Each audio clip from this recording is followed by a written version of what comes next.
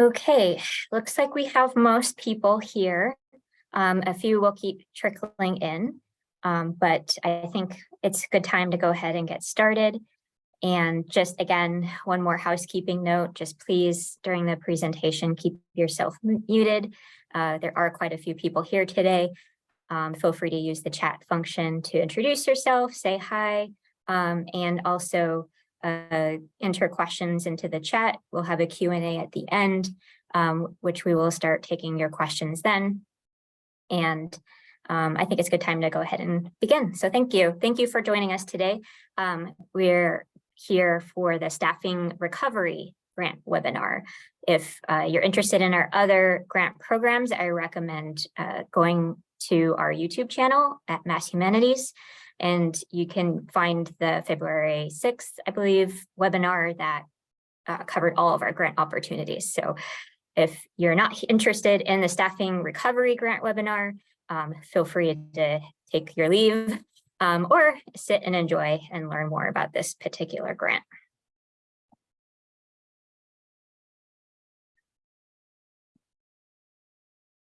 I'm your presenter today. My name is Jen Atwood, and I'm a program officer and program and data officer at Mass Humanities.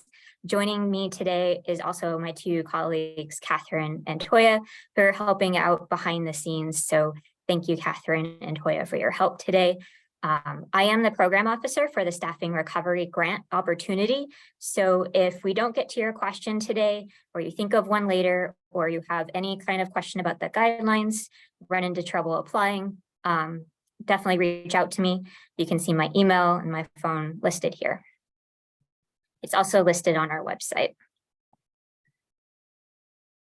Mass Humanities, we create opportunities for the people of Massachusetts to transform their lives and build a more equitable Commonwealth through the humanities. We do this through grants, programs, and partnerships with nonprofits around Massachusetts. And our work is made possible by the National Endowment for the Humanities Mass Cultural Council and the generosity of our donors. This particular opportunity we're talking about today, the Staffing Recovery Grant, is made possible by a pandemic recovery grant from Mass Cultural Council. So thank you, Mass Cultural Council, for this special opportunity. What I'll be covering today is I'll go over the basics of the grant, general eligibility, and ways to find out more information about this grant and how to apply. And then finally, we will do a Q&A of anything that you may have a question about that I wasn't able to cover. This unique opportunity, Staffing Recovery, is in response to previous grant work that we've done around the COVID-19 pandemic, including the SHARP funding that we distributed a couple years ago, as well as 2 years of grant surveys that we've done, noticing that by and large, organizations in recovery are requesting funding for staffing in particular and have a great need for staffing support. And so out of that, we've created this opportunity with the Pandemic Recovery Grant.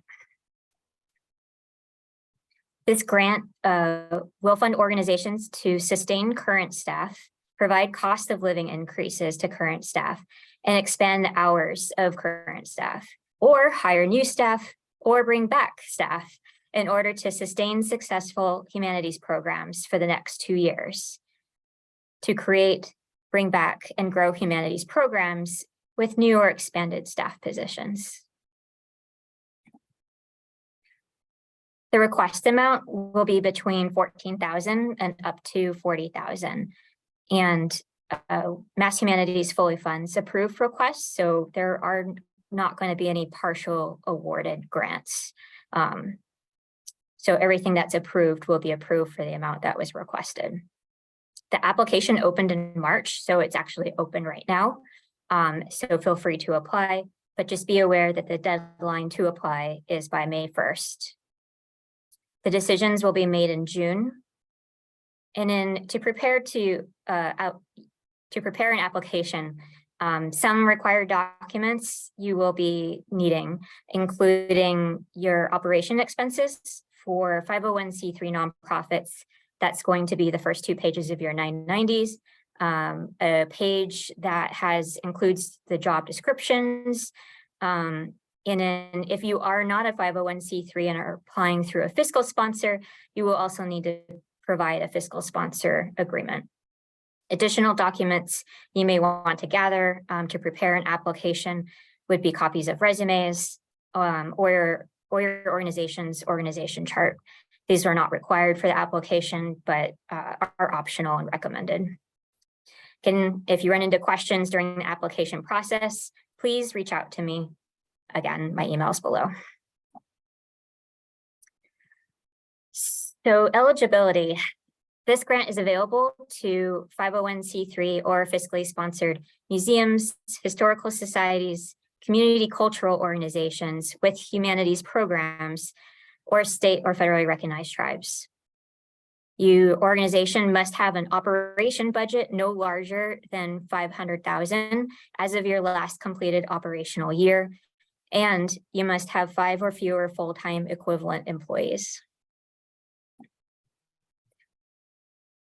There are some additional eligibility requirements. If your organization was awarded more than $25,000 from Mass Cultural Council's Cultural Sector Recovery Grant Program, or received an earmark through the Chapter 102 of the Acts, which was a COVID-19 recovery legislation in which the Mass Cultural Council's Cultural Sector Recovery Grant Program received funds, you would not be eligible for this opportunity. If you did receive less than $25,000, you are still eligible for this. If you're not sure how much you received or if you received, I do recommend looking at Mass Cultural Council's grantee list. You can also click on the link that I think will be provided in the chat. It's also available on our website and in the guidelines. That takes you to the legislation to see if you are also listed as an earmark from this legislation. Additionally, if you received a 2022 staffing grant, you're not eligible for this opportunity because there will be a separate grant process for those organizations that received that particular grant last year.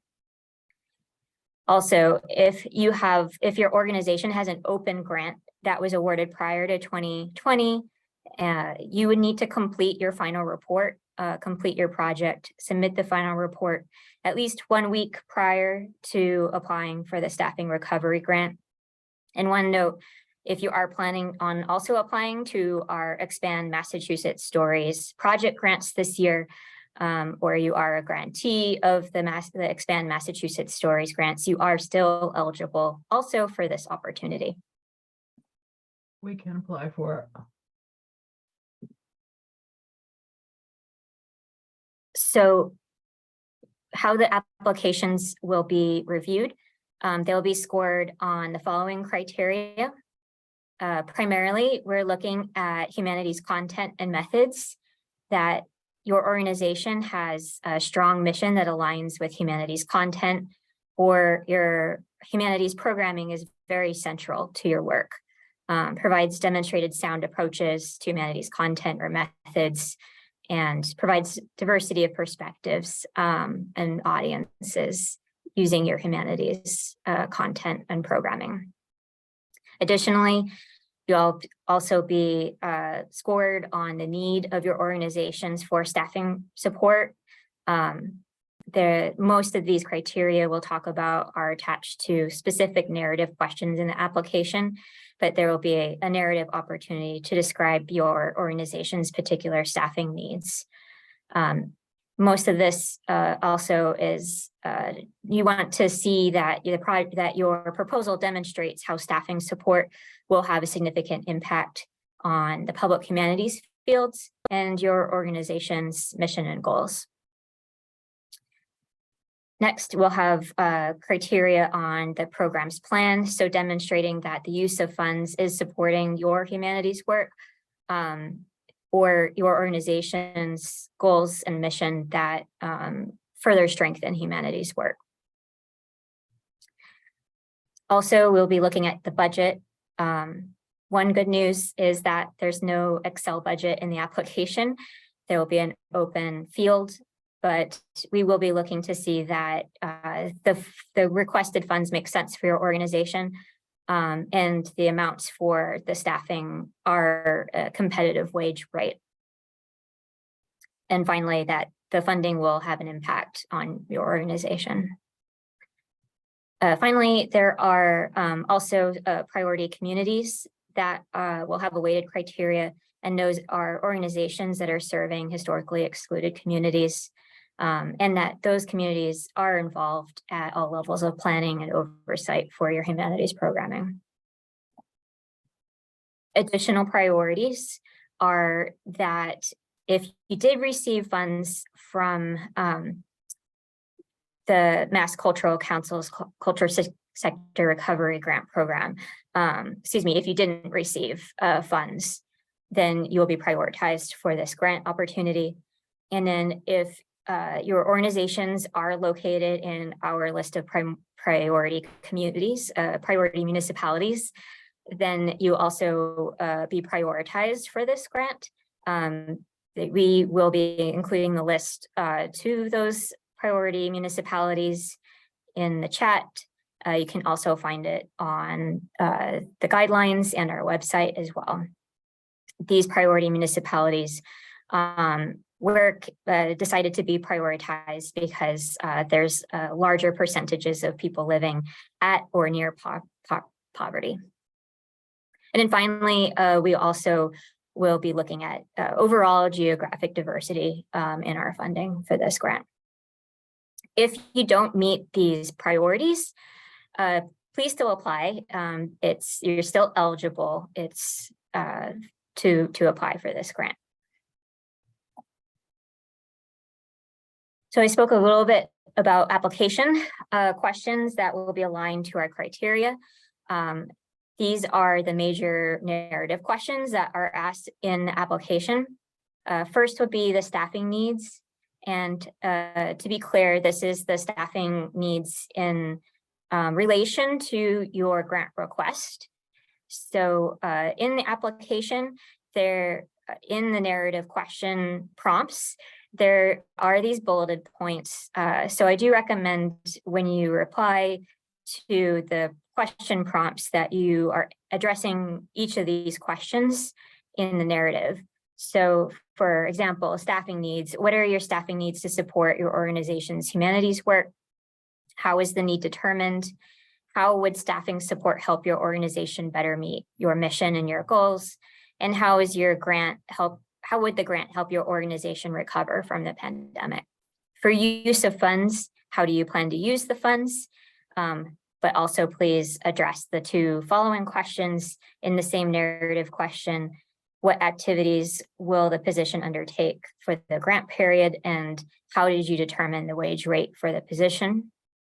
And then program description, so describing the programs and including what the target audience is, what participants will do in the program, how often the program is offered, how are the humanities subjects or methods important to the program or the participants, and what are your goals for the program, basically what you hope to achieve with that program. I did mention earlier the great news that we don't have an Excel budget form in the application. It is an open field, and in the application narrative prompt for the open field, there is an example of how we want you to list your budget request.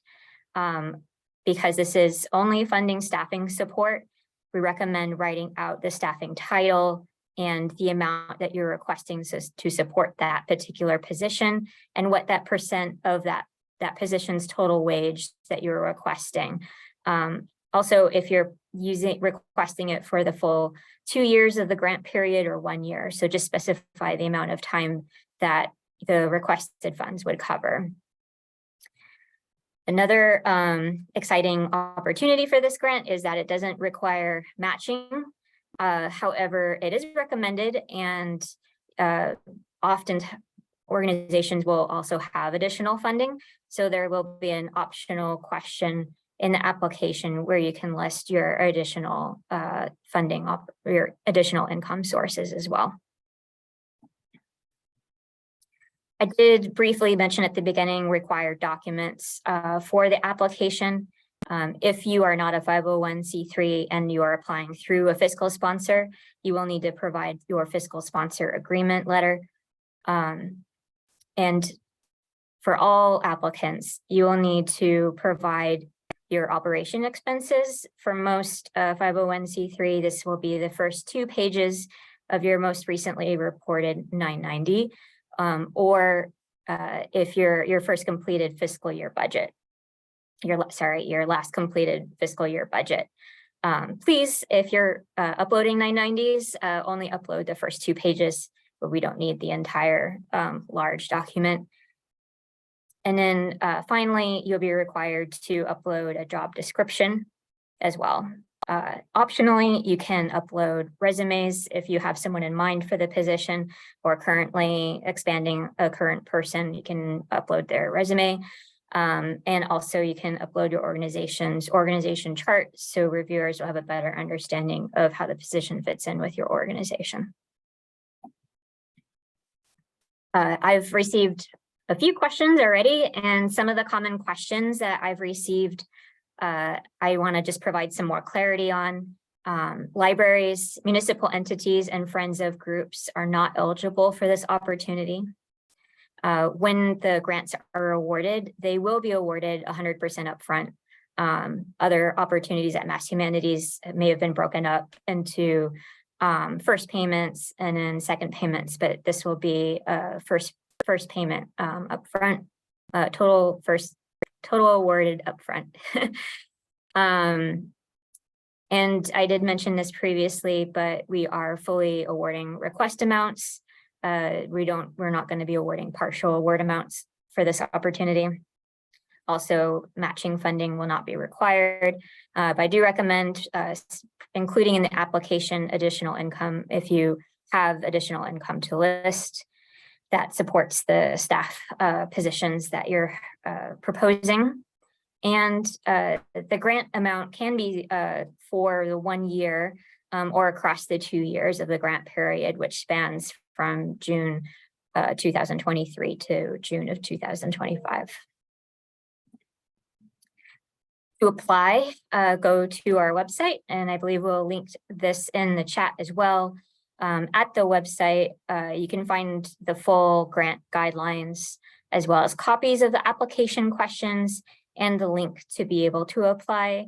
Anywhere on our in our grants page on our website, it says apply here, click on apply here, it'll bring you to the grant portal. This is what the grant portal will look like when you click on it. If you're new to Mass Humanities, you will need to create a new account, or you can log in using your current account. If you need additional help with this, feel free to reach out to Mass Humanities staff again. Also, we have past webinars that goes into more detail about how to create an organization account, which I think we will also link into the chat. You can also find it on our YouTube at Mass Humanities. So now I'm going to open up the Q&A. So pause one moment while I stop sharing.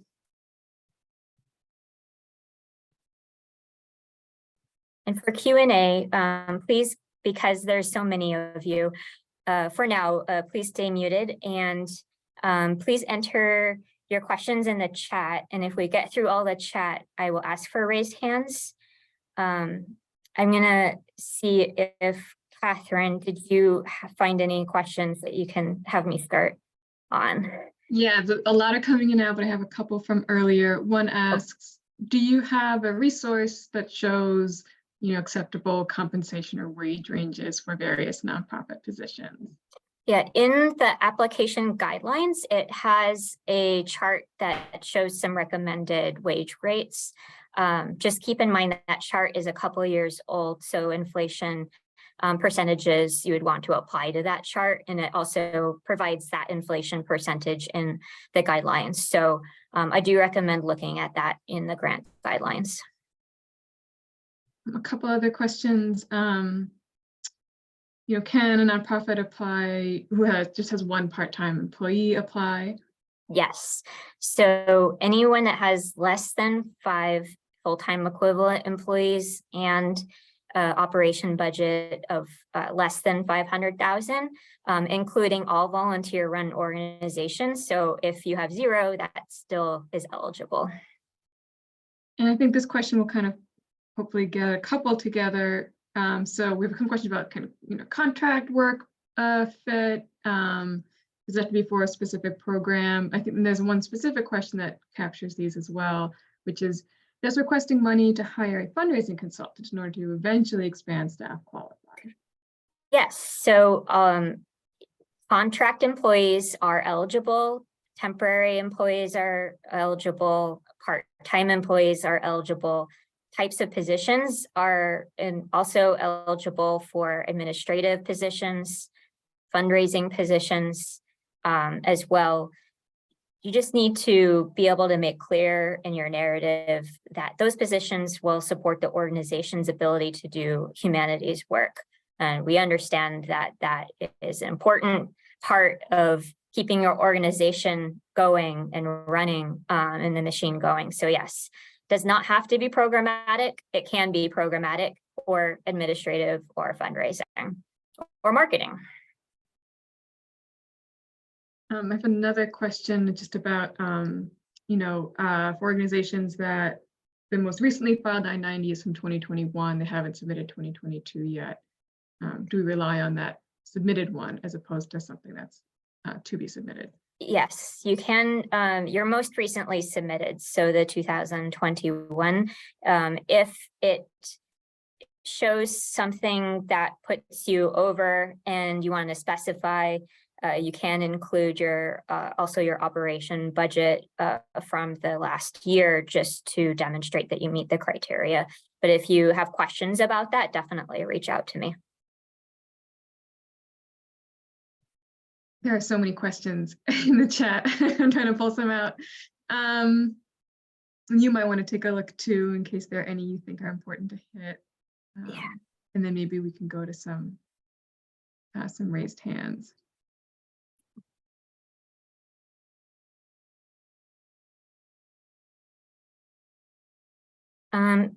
Lauren, I'm sorry, I'm starting from the bottom up because it's easier for me right now.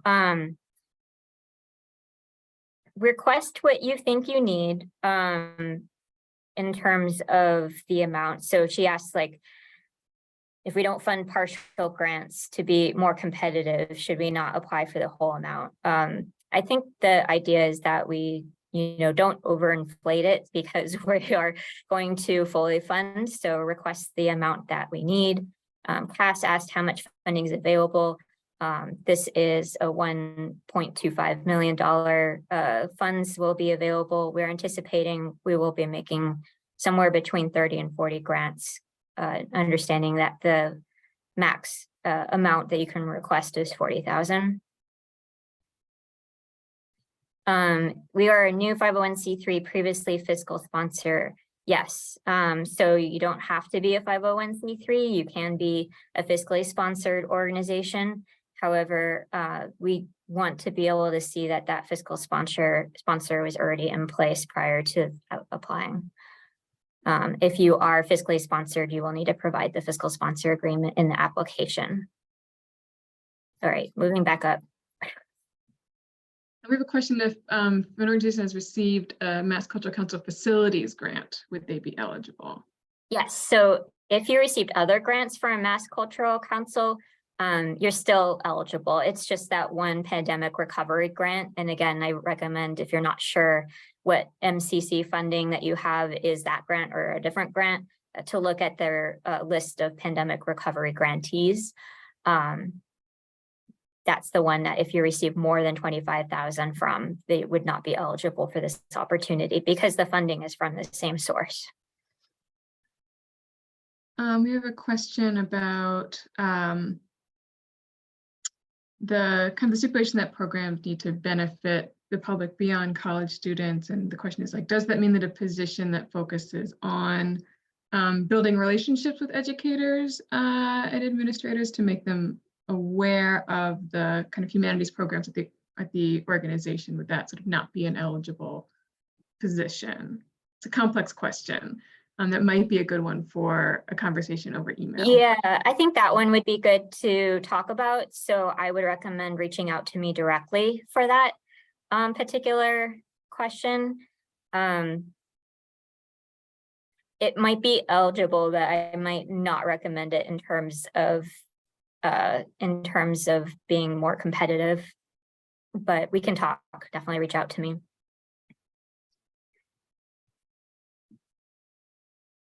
Can we apply for a combination of expanding a current position and adding a new one? Yes, you can.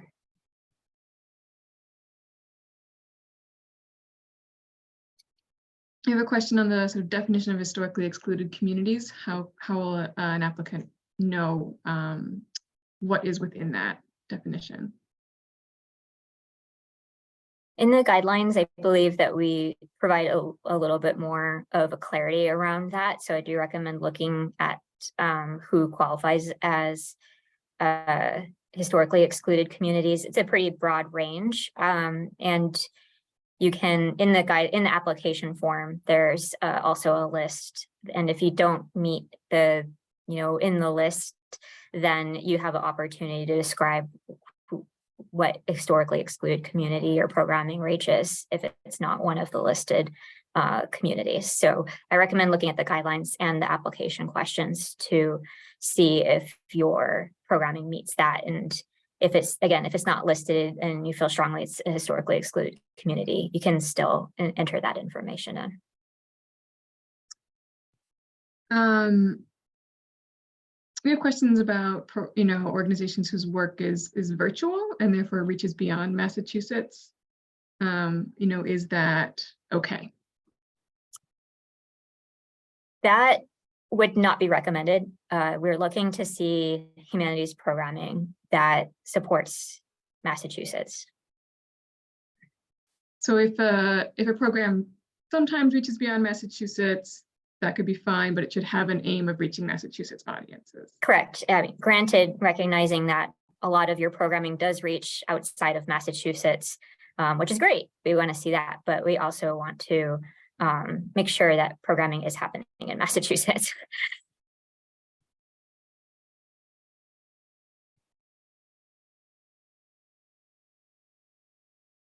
And is available to Massachusetts residents. I see Alma has her hand raised. Would you like to ask your question?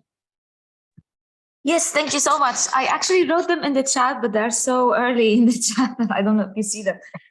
So the first question that depends on everything else, can an organization with one part-time employee apply? Yes. So not full-time, just part-time. Yes. So if you have 0 employees right now, you can still apply. It's still eligible. If you have one part-time, if you have one temp that's seasonal, all that's, yeah. All right, thank you. So, and the other question, can it fund the starting of 2 positions, not maintaining one and a new one, just 2 positions? Mm-hmm. Yeah, you can apply for multiple positions for this opportunity. Okay.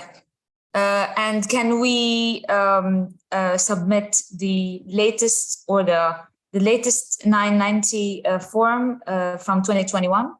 Yes. Okay. Whatever is the most recently submitted. Yeah. Excellent. Yeah, the last question is, because you mentioned the description of a program, but if the position is to generally support the organization in administrative work or not tied to one program, is it all right, or it has to be tied to a program? It does not have to be tied to the program, but we still want to know what your programming is. Oh, so, yeah, all right, yeah. Yes, Excellent. Please list your humanities programming in that description, but the position does not need to be programmatic or tied to that specific program. Excellent. Thank you so much. I appreciate it. No, thank you for your questions. Again, if we don't able to reach, I believe I have this webinar going for quite some time, and we'll try to get to as many questions, but if you think of questions after or if we don't get to your question, feel free to reach out. We have a couple of questions about where people can look for definitions of humanities work and things like community cultural organization, where we sort of providing those definitions. Yeah, so again, those definitions are provided in the guidelines. So I do recommend looking at the guidelines, and we specify what we consider humanities. Granted, some things aren't, always fit in those definitions easily. And if you're not sure, please reach out to me for a conversation and we can talk through if you're not sure if it fits or not. And the same thing with if you think your organization is one of the eligible organizations in the organization type listing in the guidelines and in the application, feel free to reach out to me as well if you want to discuss that. We have a couple of questions about town-owned, town-based, museums or, organizations. Municipal entities are not eligible for this opportunity, including town-owned. If your nonprofit organization is a Friends of also, that's not an eligible entity for this opportunity.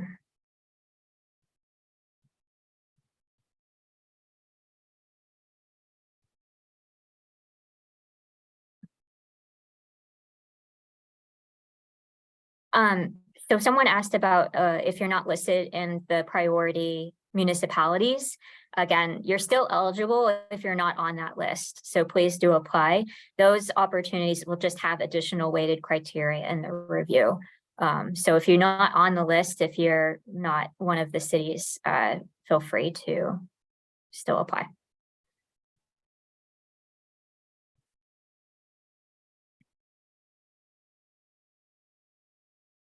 I see a question about supporting museum docets. They don't support programs, but not run specific programs, but they tell humanities-based stories. Again, the position doesn't have to support humanities programming directly. Could be administrative, fundraising, or other positions, but we will want to also hear what your programming is, and you will need to explain why that position will help your organization support its work. I think some folks want to know what the, where our map of Boston begins and ends. Essentially, what is the eligibility for outside of Boston? Everyone is eligible in Massachusetts. So if you're in Boston or not in Boston, please still apply. Again, you can see if your borough is specifically named cities in the list of priority municipalities that would receive weighted criteria in the review. But if your organization is located in Boston or near Boston, you are still eligible for this.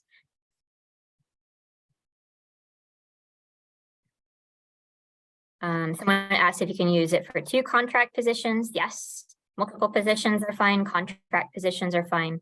Temporary, seasonal positions are all eligible. If you received ARPA funding from a different earmark, not from that particular legislation, you are still eligible. It's from that particular legislation that was linked to. If you're listed in that, you would not be eligible for this.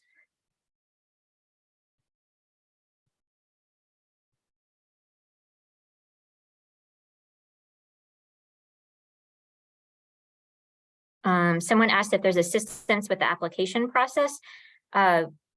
We won't be reviewing drafts of applications just because there's so many. However, if you do run into particular questions, I do recommend reaching out to us at Mass Humanities. And just to clarify on the legislation and the list of earmarked organizations in there, it's if you receive $25,000 or more through one of those earmarks. So if you were on there, but it was a small amount, you are eligible. So it's the same threshold of funding, whether it's from the cultural sector recovery grants or from the legislation itself, correct? Yeah, I think most of those earmarks are over the 25,000 marks. So, but yeah, technically.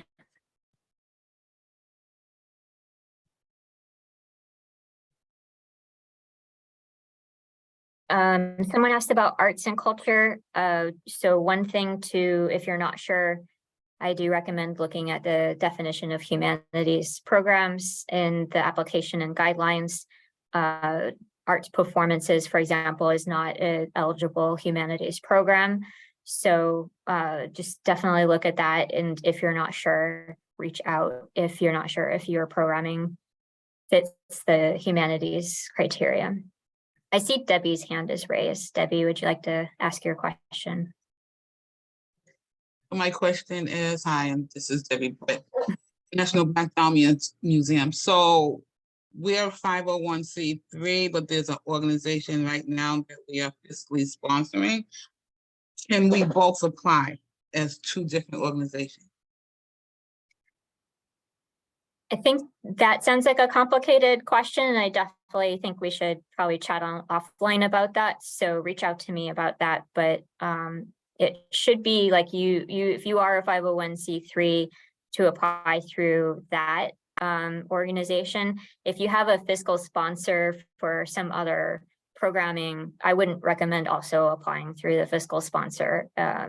Also, one thing to clarify, I did say that you're eligible for if you're also applying for Expand Massachusetts Stories grant, but to be clear, you can't have overlapping costs. So if you're applying for a project grant and you're funding staff out of that, you can't also apply for staffing costs through this grant. Hope that's clear.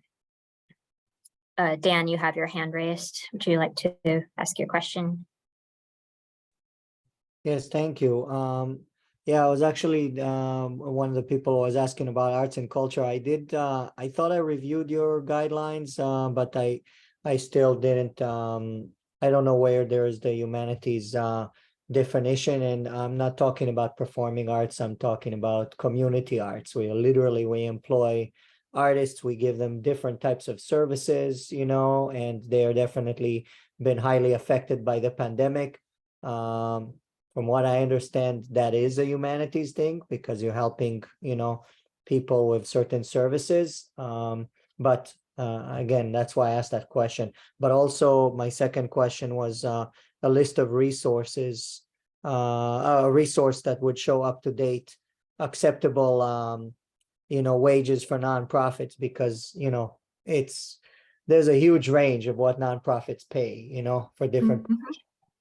Yeah, in the guidelines, there is a chart for recommended wage rates.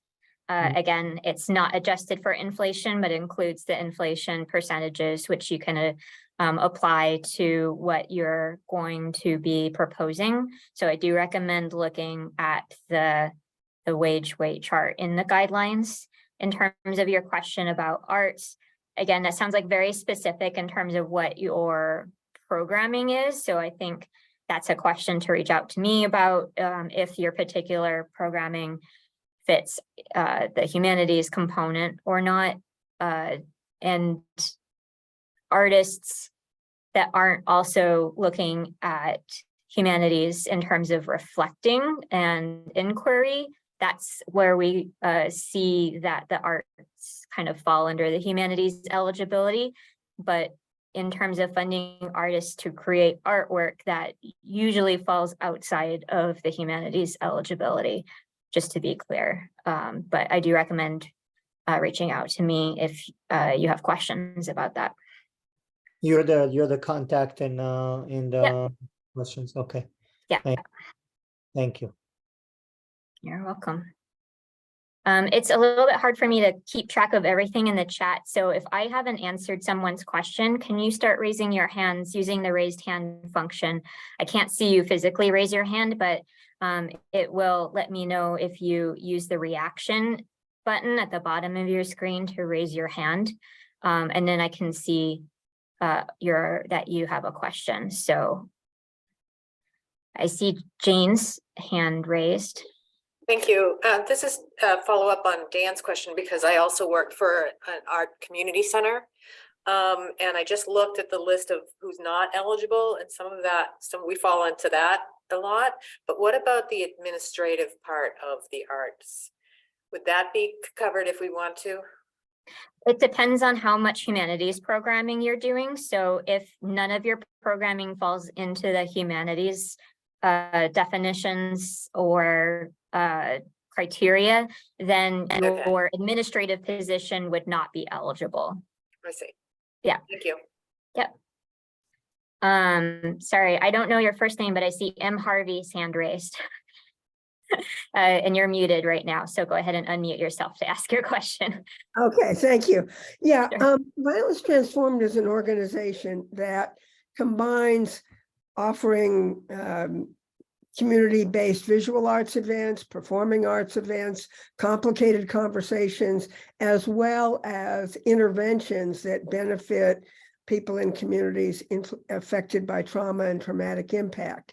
So one of the things we started a while back was including in all of our events what we called complicated conversations, where people could talk about race and racism, they could talk about LGBTQ issues, they could look at how visual arts, performing arts, interventions involving psychologists and mental health professionals, how they were influenced by the arts. What we want to apply for is money to allow the director to be more involved in that, and also a consultant to work with us on humanities programming around complicated conversations. Is that a kind of eligible position?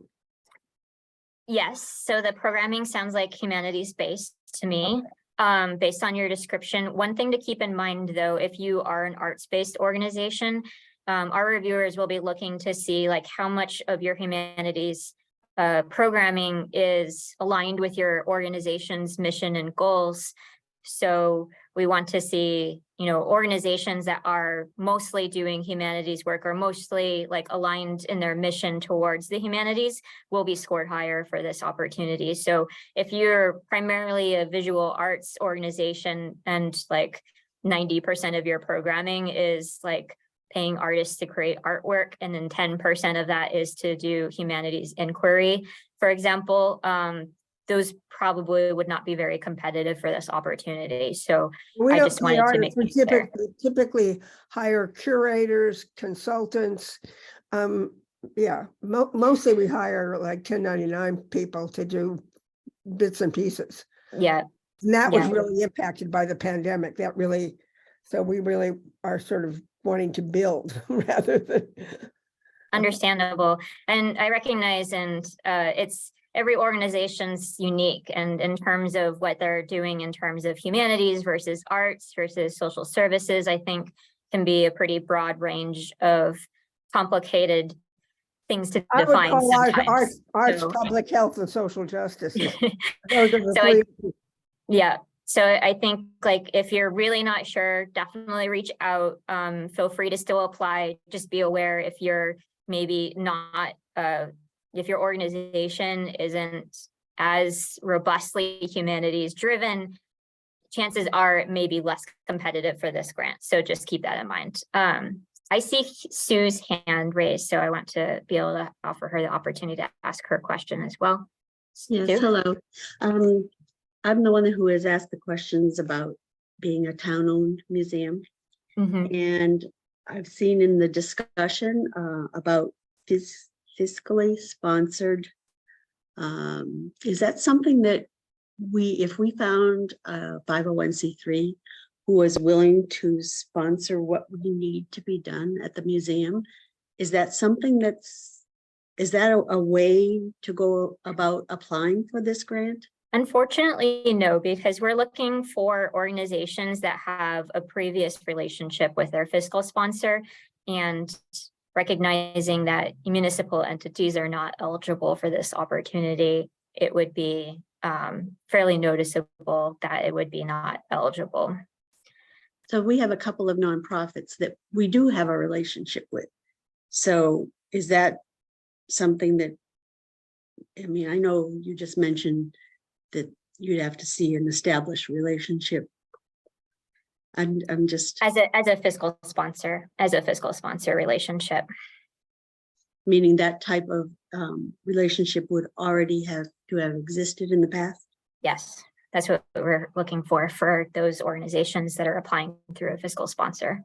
Okay, So, all right, so if we've got, in 2015, we got a grant from this particular nonprofit, is that considered?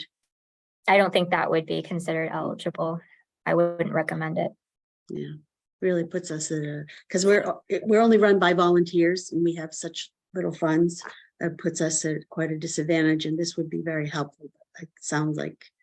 it's I just do not possible. appreciate the feedback on that. And I do think like, you know, feel free to keep sharing that with me. And if you want to talk offline, I'm happy to talk about it because we're, you know, clearly trying to address needs through the avenues that we have, knowing that, you know, there are places that we still need to reach. So, Yes, yeah, we understand that municipal entities are also impacted and unfortunately are not eligible for this particular opportunity. right. Okay, well, thank you. Thank you, Sue. Any other questions in the chat, Catherine or Toya, that I may have missed? I think we just have a couple of questions that are, I'm seeing just some questions about organizations that are sort of in the process of becoming a 501c3. You know, are they eligible? And my sense is that it is, whether you've been fiscally sponsored before and if you'd still be applying with in that relationship. Yes. So if you're in the process of getting a 501c3 and you have a existing physical sponsor relationship, you are eligible.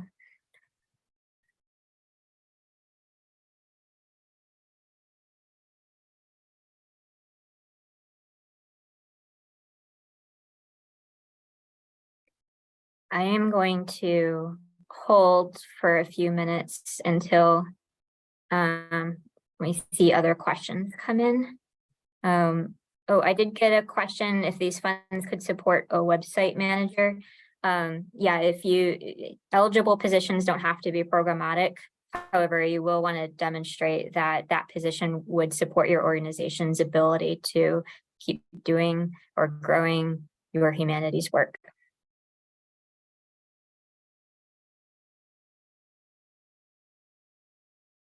Sorry, M. Harvey, did you raise your hand again? Yes, I did. I just wanted to quick, if we wanted to add to our director's hour, one of the ways the pandemic affected us and other organizations is that it just stalled work. And we were beginning to look for a new director when the pandemic hit. What I'd like to know, is it possible on this grant to apply for a couple of hours for the director so that we can use our other funding to hire a new director? Yes, so you can expand current positions.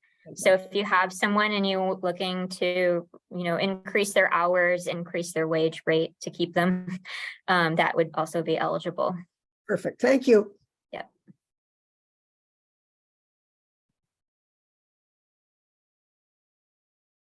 And again, if I didn't get to your question in the chat, feel free to use the raised hand function. If you go to the reaction button at the bottom of your screen, you can select raised hand and I'll be able to see you and address your question. And as you probably have noticed, we're also recording this. So we will be able to provide the recording of this webinar on our YouTube channel in a couple of days.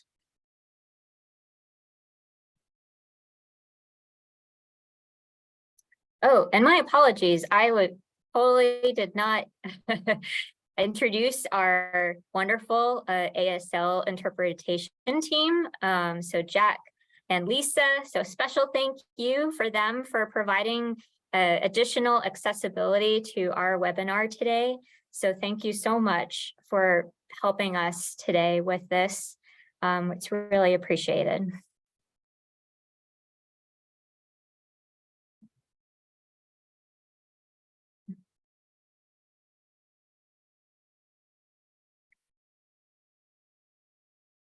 I'm going to keep pausing and maybe put myself on a timer for 1 minute. And if I don't hear another question, I will end the webinar. Oh, M. Harvey, you still have your hand raised. Is that another I'm sorry. question? No. Oh, okay. Brendan O'Connor. Sorry, I can't see your full names, just your usernames. Do you have a question? Yes, I do. Brenda O'Connor. In the awarding of the grants, I'm assuming with the criteria, each grant application will be reviewed on its own merits. And all of those weighted parts will be considered. Now, what happens if there are multiple grant applications from a particular area? Is this considered towards the end if all of the ones that are considered worthy of funding are then geographically determined, something like that? Would we be Correct. fighting against each other is my basic question. I Well- don't want to compete with my friends. It's so sweet.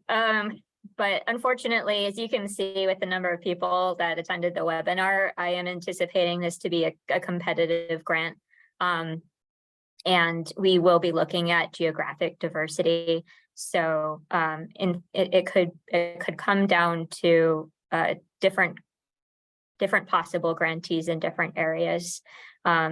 Generally, we look at not necessarily municipalities, but in regions. So if you're if your organization is located in other regions in the state, then yes, we would be looking at how well we're distributing it by region. Thank I you. hope that answers that question. It does. Thank you.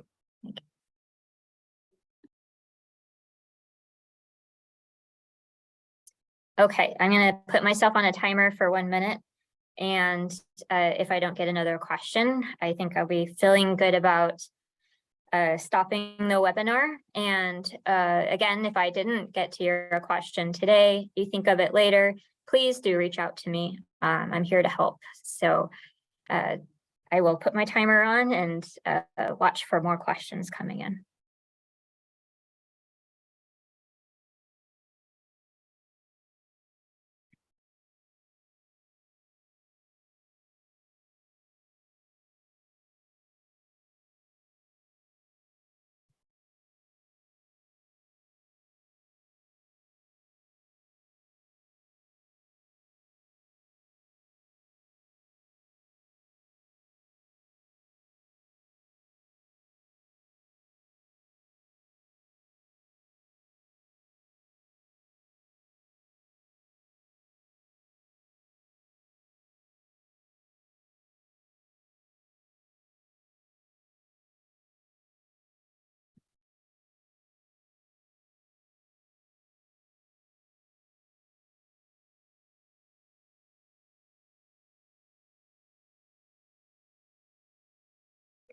Hey, thank you everyone for joining us. And again, reach out to me if you run into any questions applying and are just not sure about anything. But thank you for your time today. And I hope you have a lovely week.